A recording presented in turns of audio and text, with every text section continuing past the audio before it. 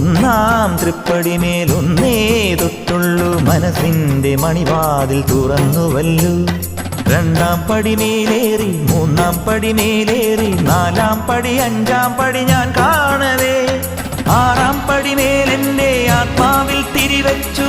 ഏഴാം പടി ഇടനെഞ്ചിൽ നമസ്കരിച്ചു. എട്ടാം പടിമേലെന്റെ കഷ്ടങ്ങൾ നടതള്ളി എന്നെ നീ കാക്കേണം മണികണ്ഠനെ. ഒൻപതാം പടിയേ അയ്യനേ